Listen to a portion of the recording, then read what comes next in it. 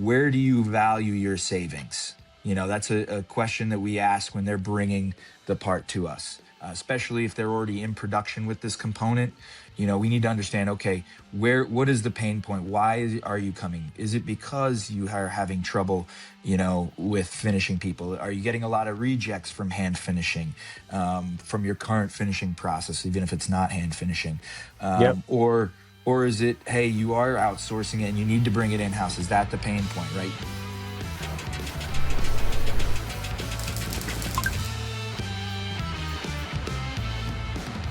Welcome to Manufacturing Insiders. Today I have Steve Alviti Jr. with me. He is with Bel Air Finishing. Really smart guy. Very interesting background. Not something you necessarily expect for a guy that moved into a finishing company. But we'll get into kind of what some of his areas of expertise are in a minute. But Bel Air Finishing is really focused on helping manufacturers complete that last mile of manufacturing. Really, one of the most important components of that is making sure that the parts are finished correctly. There's a lot of complicated issues that can arise there, whether from, part geometries or materials or whatever it might be. So Bel Air actually helps develop the process, develop the machinery to do that finishing, then provides all the consumables that go along with that. So very interesting, applicable to a lot of manufacturers. Welcome to Manufacturing Insider, Steve. Hey, Nate, thanks for having me. Appreciate it. Absolutely. So I guess just give us a little synopsis. If I didn't completely get everything right with Bel Air, tell us what you do and why it's applicable to manufacturers. Yeah. So Bel Air Finishing, we are manufacturers of finishing equipment and solutions for basically every industry: firearms, medical, aerospace, electronic components. Anybody that's currently manufacturing a component and needs some sort of surface finishing or deburring done to their product, they come to us, and we're basically their continuous improvement for finishing. We'll go ahead and develop a process, hear about their manufacturing culture, learn about what's worked for them, what's not working for them, and then we dial in the right equipment solution for them to use in their production line to make their product more competitive at the end of the day. Yeah. And my grandfather started the company, Yep.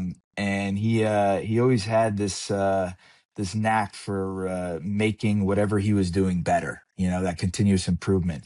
For instance, we after he passed a couple years ago, we were cleaning out his garage, and on his weed whacker was this little plate with two wheels that was not off the shelf. This was something he made and adapted, and so he bolted it onto his weed whacker so his edging would be perfect along the edge of his yard. Yeah. And that little tidbit, that little nuance in that process, that's what we are today for our clients.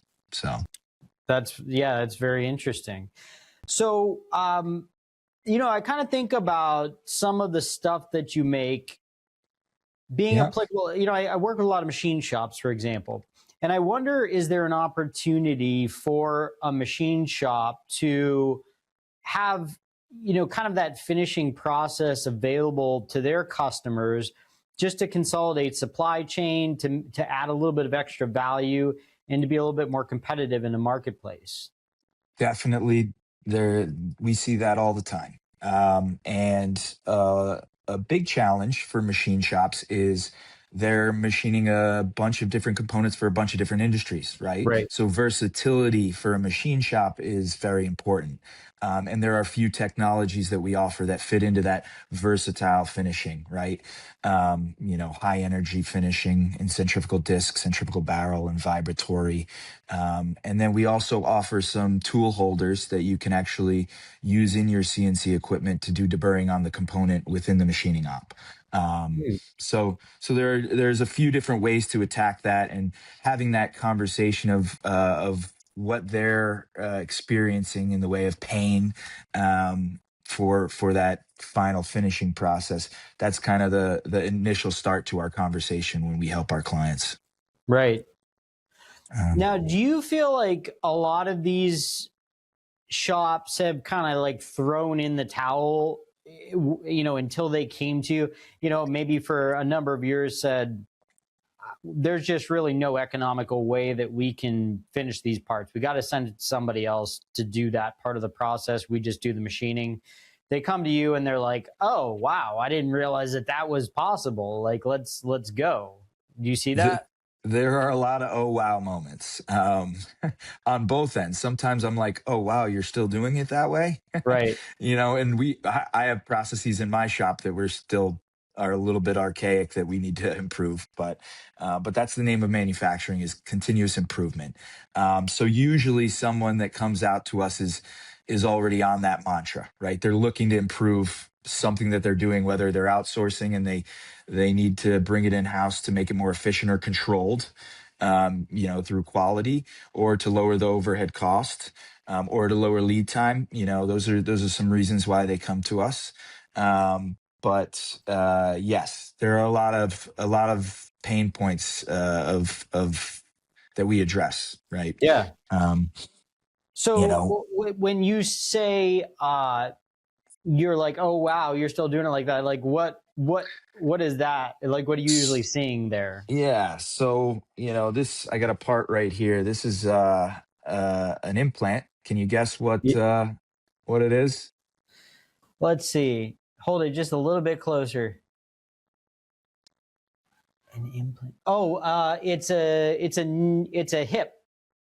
It's a knee. You were Oh, on it's the a right knee. track. It's a Okay, yeah, I knee, knew it was right? one of those joints. It was Yeah. like, So this is the top of the knee, and there's okay, a bottom plate that goes on the bottom part of your leg with usually some sort of in between space, or maybe a Delrin or something like that.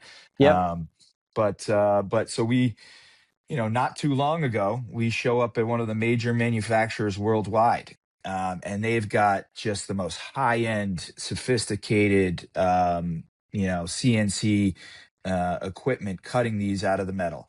They've got this high-end CMM measuring device equipment. I think it was a hexagon unit, which is yep, right down the road from us. One of the biggest manufacturers in the world, measuring it, tolerances, surface finishes. And then they're taking it from that machining and inspection process, and they're handing it to Joe the polisher, and Joe's over there, like it's a piece of jewelry, finishing it by hand, mm-hmm, right? And using what qualification? The eye test, right? How polished is this show, right? mm-hmm, Um, and so, and this is just one example. So you do all of that use all that high end technology to make this part, and then at the end, before it's ready for its application, you're going to do something by hand with not much control of consistency, not many quantitative uh, um, qualifications for this part, right? It doesn't make sense, right? And so we see that a lot, and people within their own company see that a lot, and that's kind of why they come to us, say, hey, we know there's got to be a better way. Bel Air, help us figure out what that better way is. And so yep, we take this part and we say, hey, what's your production volume? How are you doing it currently? Is the guy doing it on one series of belt, three series of belts, two? And then we can kind of manipulate that information into maybe two or three different production solutions through two or three different technologies. And we go ahead and demo that process right in our lab, and show you what's possible, what finish you can actually get to, what finish do you need to get to, and then we can size you up with the equipment and the cost of operating that equipment for your production volume. So you kind of get the whole picture, right? yep, You get the immediate capital expense, and then the expenses into the future, right, for yep, operating it and maintaining it. And so, we walk into a lot of places where, people are having that problem. They only know what they know, right? mm-hmm, And they know their product usually, always, much better than I know their product. But I know finishing, and I know that I've finished a lot of parts like this, and I can take, some tailored solutions, out of my tool belt and into their facility. yeah. So there's different levels of finish or polish, and I'm Hmm. just like vaguely aware of these. Like I've heard the term like diamond finish. People obviously talk about mirror.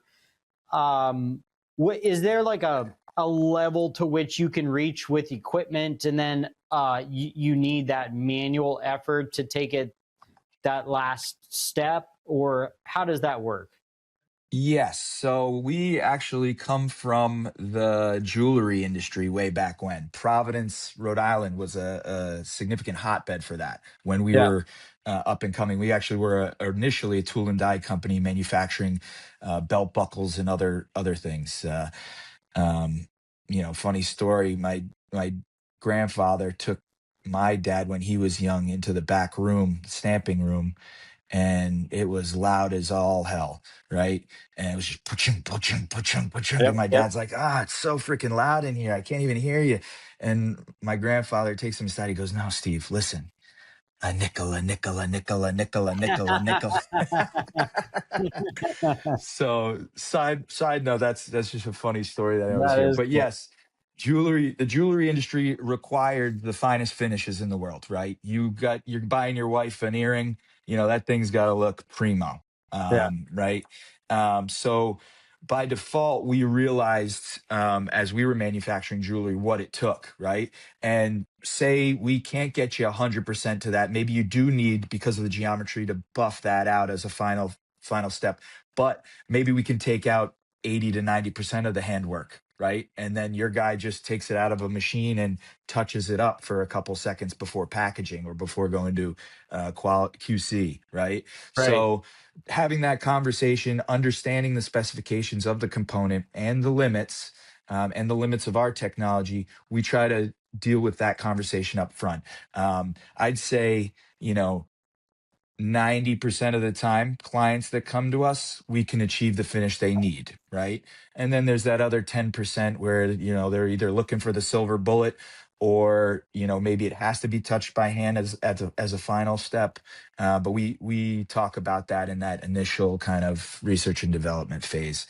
Right. And just touching on the other point that you were discussing, there are so many different types of finish, right? So this is a client in the firearms industry. These are obviously scopes for rifles.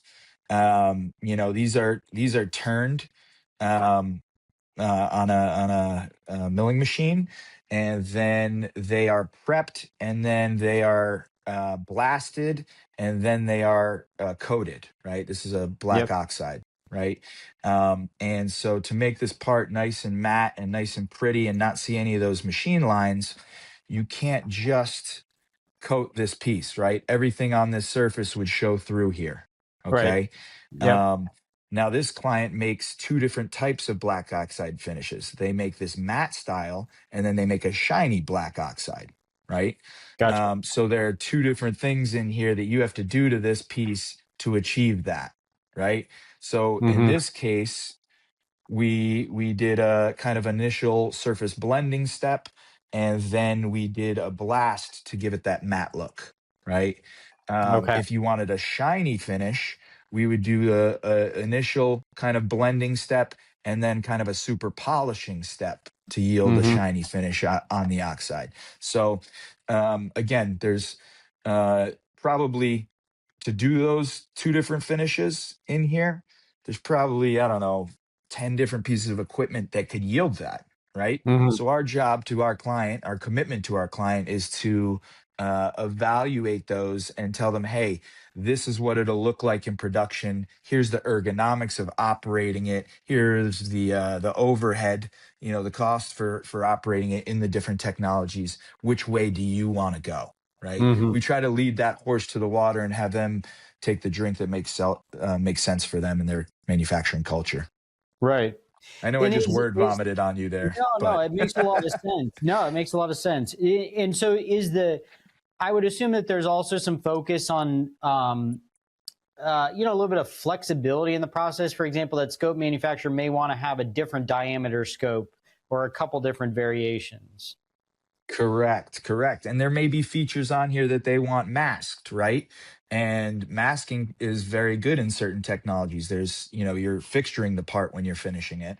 Others are kind of just isotropic. So that was a conversation that we did have with this client, and they wanted to mask the part. They didn't want anything on the inside. Hmm. So basically, their operator locks this into a fixture in 2 seconds and walks away. This thing gets finished. He takes it out, puts it into a second machine for a secondary op, and then it goes into a cleaning operation, and then towards the anodization or coating, surface treatment Yeah, process. no, So that's a really cool example. I'm glad you brought that one up. So, um, into like the capabilities of Bel Air. So you guys are doing you're helping make the actual piece of machinery that's going to do the polishing. You're helping design the process that needs to be done. You're developing the fixturing for that process. Um, so in terms of like to be able to do all that, like you guys must have a pretty comprehensive shop there. I mean, if you're building equipment, I mean, you got to have fabrication, welding, machining. Do you do all that in house? yeah, we do a lot of that in house. We also subcontract. We do all design. All design of our equipment is in house. All assembly of our equipment, and then we subcontract out a lot of the individual component manufacturing to local vendors. That we've been working with for 40 to 60 years. We've got a significantly large. I would say not maybe not large, but pretty big in our world, approved supplier list, right? Yep. Um, so we'll design the part. For instance, one of our main components on our high running products, it actually we design it, we send it for casting, we get it casted locally, we bring it back in, we inspect it, we machine it. It then goes back out to a secondary vendor, again locally within the state. It gets poured.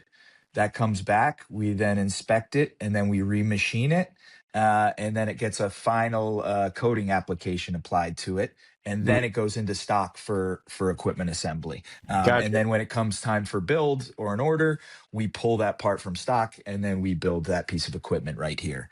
Gotcha. Um, so I'll say, probably 25% of the components in our equipment are actually machined from stock here. The others are purchased, and the remaining are subcontracted out and inspected and assembled here. I see. Wow.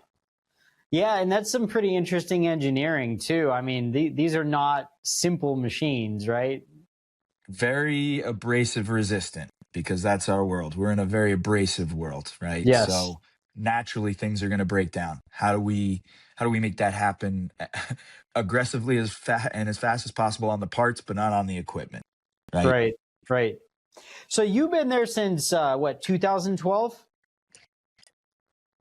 That's So correct. Yep. yeah, so Actually, 2000. probably longer than that. I was sweeping the floors at 10 years old. So Right. Right. Right. So when you then you went to school for underwater robotics and ocean engineering. What prompted that degree choice? um honestly, I love the ocean. Number one, Yeah. I'm in Rhode Island. It's what half the state's about, is the water here.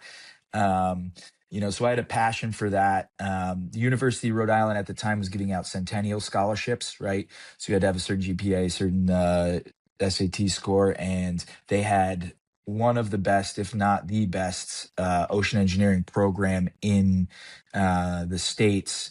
And it was led by the guy who discovered the H bomb and the Titanic, Bob Ballard. So he set up a pretty big facility there. Yeah. So I saw it as a huge opportunity. I was always intrigued by robotics, so that's kind of the way I went. My father always tried to push me out of the company, say, "Hey, go work for somebody else. Go to school, get a degree, go work for somebody else, then come back and bring what you learned." You know, Such an important thing. yeah, it is. It is. And so I did a few different internships. One was actually on the Endeavor, which is their large NOAA's largest research vessel. Excuse me. They had an inner space center at the University of Rhode Island, and I was in there, in the wee hours of the morning, funneling footage to different, oceanographers and whatnot, just as a little peon at the time. Yeah. But saw some pretty cool stuff and was exposed to some pretty unique projects with some very important people in the graduate program teaching undergraduate classes there, doing a lot of research, Oh a lot of wow. paid Yeah. research over there. So I definitely got my money's worth with robotics, and then you know I ended up really wanting to come back to the family company, and I did, and I started on the engineering side, and that kind of I brought a bunch of automation to our finishing equipment, over the past 10, 12 years. And you can see a bunch of those options on our website. Um, we're system integrators, we're solution integrators for surface finishing, right? Yep. We're not just trying to pedal a vibratory bowl on you. We want to figure out how it's going to fit in your production process best. And a lot of the times using robotics, especially in this recent future, is the way to go, at least for handling, maybe if we can.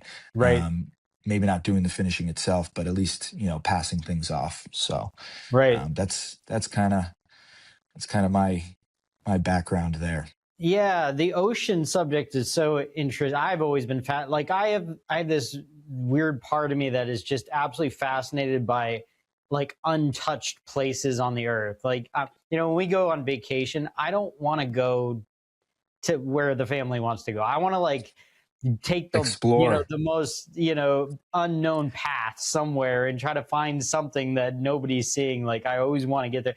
The ocean is the place for that. I'm curious to know, like, in your previous career, if you will, like, did you see some things that were just like mind blowing, like you wouldn't have expected? I assume underwater robotics, you're going to deeper depths than anybody's gone before is kind of what you're after, right? Yeah, yeah. One of the biggest projects that they were working on was documenting the underwater thermal vents near the island of Santorini in Greece. Okay. Um, and they've been doing that for a while, but just to see, I mean, the how deep they were, and that's in the Mediterranean Sea. There's just so much unknown out there. It's Yeah. insane. When the vehicles are down there and they're just showing you footage, it's just so dark and so vast that it's truly amazing. Yeah. I'm looking forward to a trip coming up soon. I'm taking my two daughters and my wife to St. Thomas, so I'm Oh, hopefully nice, nice, nice, nice. hope, hopefully going to get the 3.5-year-old snorkeling with some sea turtles and some sea Yes. creatures. Yes.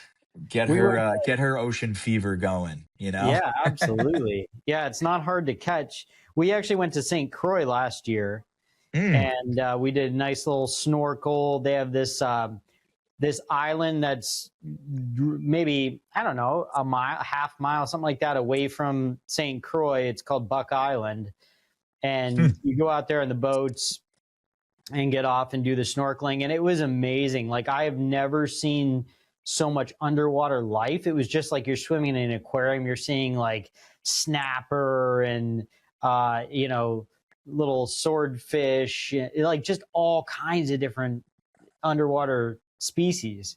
And That's that's cool awesome. with the vents too, because I know that they found like those anaerobic life forms that are living off of sulfuric compounds and things like that, and don't need oxygen.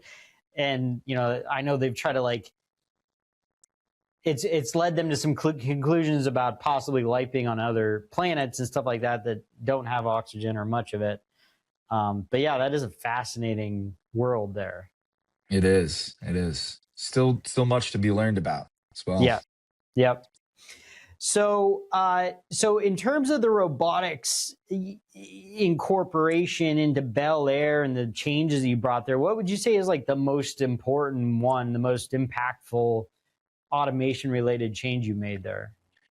Um, I would say probably in one of our core technology offerings, it's called drag finishing. All right.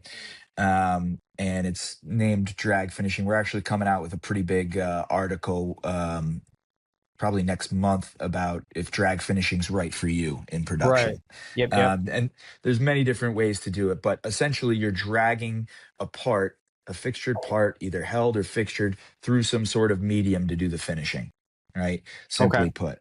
And we have the only system, that we know about, that we research, that does that with robotics, and as fast as we do, and hits the surface finishes that we need.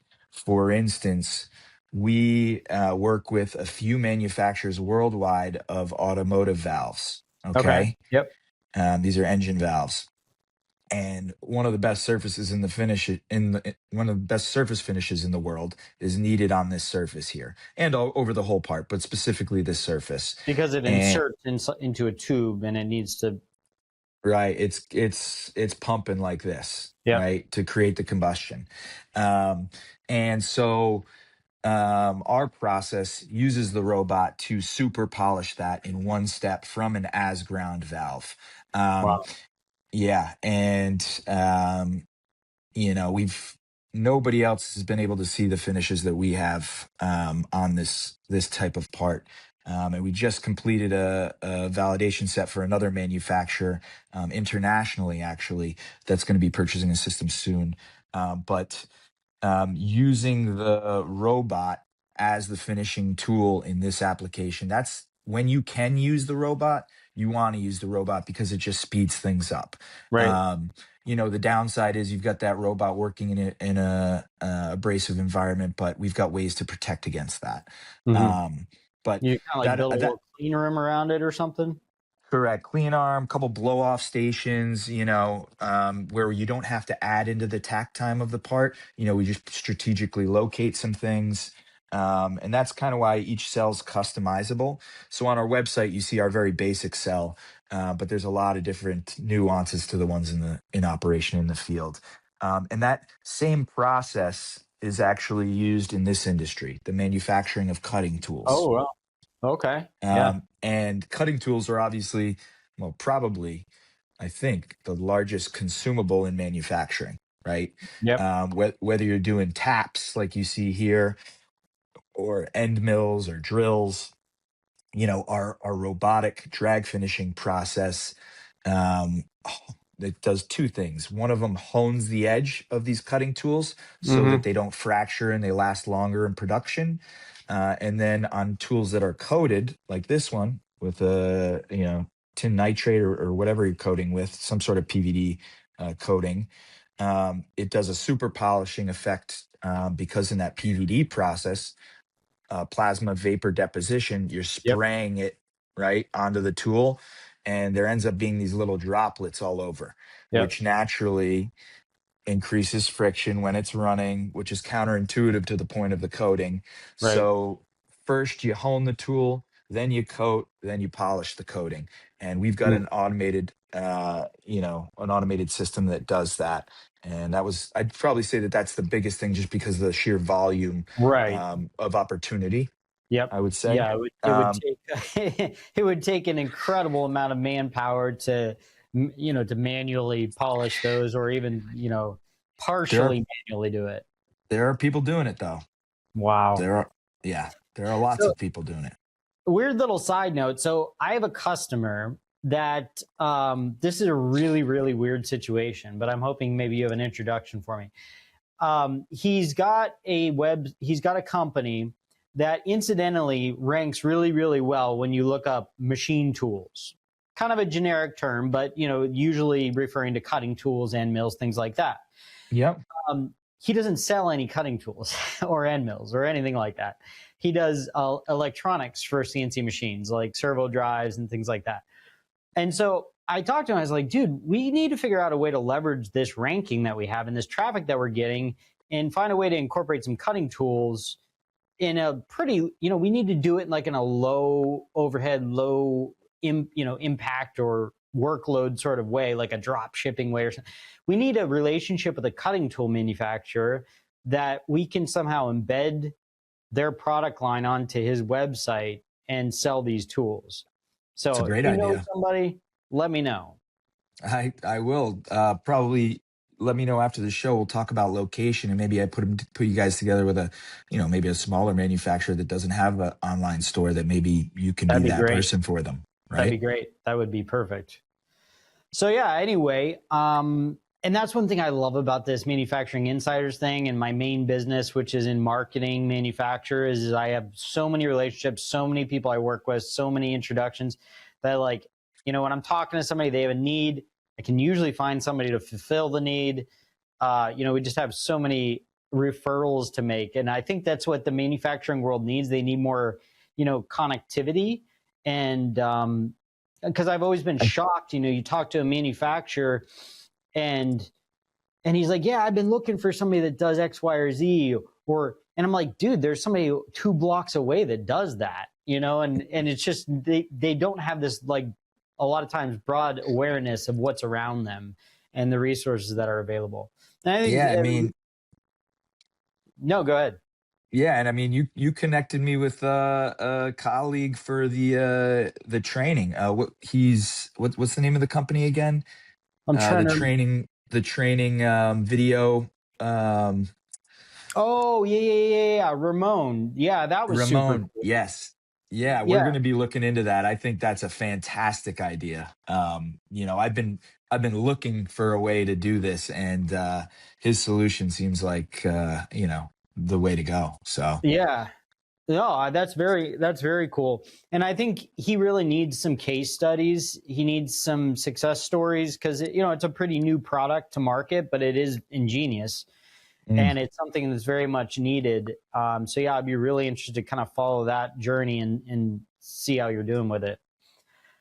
Um, yeah, and I think that the manufacturers that are listening really need to think about finishing, like we said before, as a value add that they can bring to the table. Because in the manufacturing space, especially when you have like those, sole service offerings, I'm a machine shop, I'm an injection molder, I'm a fabricator, whatever it might be, you're up against the world. You're literally up against the world. And mm, so it's all about thinking about how you can have a more, vertically integrated offering that, a manufacturer, an OEM can come to you and say, oh, well, they can do step 1, 2, and 3 of this. I'm going to choose them over the people that can only do step 1 or step 2. right, right. I think that's it's an invaluable, um, you know, and that's one thing we pride ourselves on in the finishing world is we spend a significant amount of time and money every year in R&D and doing our own homework on different surface finishing techniques and capabilities that are out there in the world that are coming new to market, right? Because Yep. we want to stay ahead. By default, we stay ahead because a lot of our clients know who we are. We've got good brand recognition. We've got a lot of repeat clients, and they come to us with new components that they're manufacturing, right? Or new Right. coatings or new stuff. So we, by default, stay ahead, but we also are responsible for staying ahead for them. And there's been a lot of new technologies over the past 15 years. And we try to take it in house, even if we're not going to be the one that manufactures it, the equipment or solution. We want to know that it's possible, and we can kind of outline that and what that would look like for a client, right? Because we don't want to fit a square peg in a round hole. We want to have every tool in our tool belt and say, hey, honestly, this would be a pretty good application for this process, even though we don't necessarily manufacture that offering. Right. And you brought up another good point earlier. It could have been our previous conversation where I think, and I come across this mindset a lot in manufacturing where they're like, that won't work for us because we've tried that or something like that. But I think it's really important to kind of think about some of the finishing processes that you can enable in a way that, what can it replace? It may not be able to replace 100% of what you're doing, but if it could replace 50% or even 25%, what does that mean in terms of your workforce shortage? You're having people, you quit the job, come in for 2 weeks and then leave, then you got to retrain somebody. What can replace in terms of, just your overall efficiency? So, I mean, maybe talk to me about some cases where maybe it didn't do 100% of it. Maybe it only did 50% of it, but it was impactful. And how did you measure that impact? Yeah. So let me think for a second. That definitely happens frequently. And people value different things in their when they're doing their ROI, right? Some areas of the country may have better workforce for finishing, or whatever. They may have a good clientele for that, for their internal team.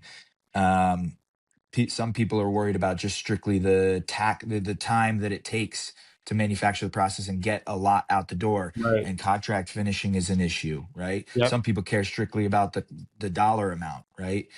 So I can't think of an exact example right now off the top of my head, but we do that's part of what we call the company culture, right? Where do you value your savings? That's a question that we ask when they're bringing the part to us. Especially if they're already in production with this component, we need to understand, okay, what is the pain point? Why are you coming? Is it because you are having trouble with finishing people? Are you getting a lot of rejects from hand finishing, from your current finishing process, even if it's not hand finishing? Yep. Or is it, hey, you are outsourcing it and you need to bring it in house? Is that the pain point, right? So understanding that company culture, how they're doing it, and where they're looking to move towards. That is one of the first questions we ask once we get our hands on some parts. Right. Right.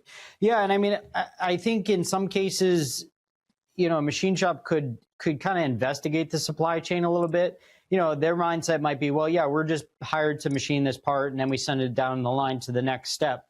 But maybe if they ask some questions from the person who's ordering the parts from them, or from the company that's doing the finishing, you could ask them, hey, is it going to save me some costs if I bring you a polished part before, or whatever deburred part before? What does that add up to over time? They could ask the OEM, are you sending it somewhere after we're done with it? What would it mean to you if I could do this? And you Right. could probably justify cost pretty quickly just from having some of those conversations. Right, right. And it's got to happen through the whole supplier chain, right? That's why you're here, right? Spread Right. that news. Right. Absolutely. So, what's kind of the next 5 years look like for Bel Air? What are some of your broad goals for the company, or would you like to see, in terms of maybe revenue growth or new markets you want to get into, things like that? So I'd say, in the near future, on the shorter end of the 5 years, right now we currently have some really good distribution paths with a lot of boots on the ground. Okay. But I personally would like to increase that, and increase our dialogue with those personnel.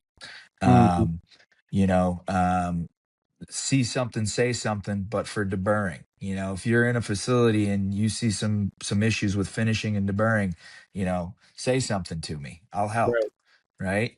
Yep. Um, so making our distribution paths aware, and just staying top of mind with them, that would be one big thing.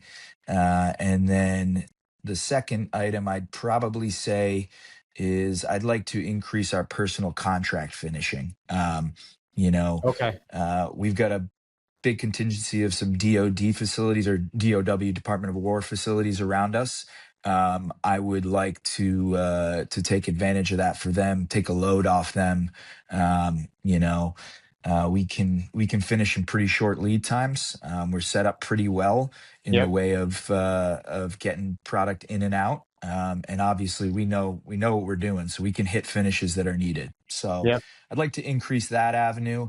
Um, or Which I even like support. that a lot, by the way. You wouldn't believe Yeah, how many OEMs out there make the equipment, and it's like, why don't you also do some of the contract work? Now, I understand that sometimes there's a conflict of interest. You don't want to compete with your customers, et cetera, et cetera.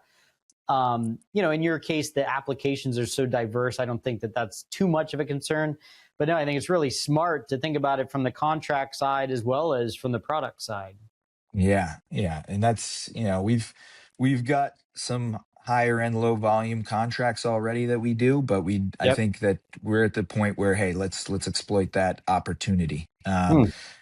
So that, and then continuing to build a core team. We've got a pretty young team here with a couple older guys in kind of teaching the young crew. So I need to add more to my team, and I'd like to just strengthen that. We're currently hiring, so we've got a couple positions open.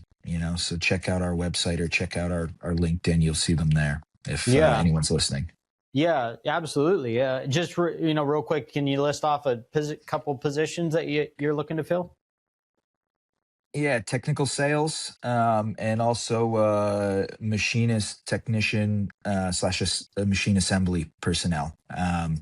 We're growing. We've got capacity, so we're looking to grow the sales, and we're looking to have the sales support more work in the backside.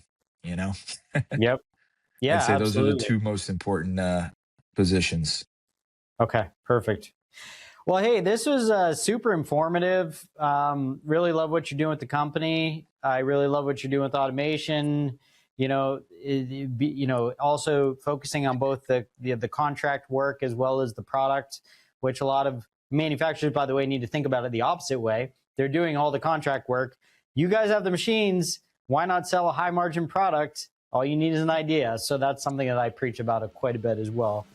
Um, but yeah, I think it was a great conversation. Really enjoyed having you on. Yeah, I appreciate it.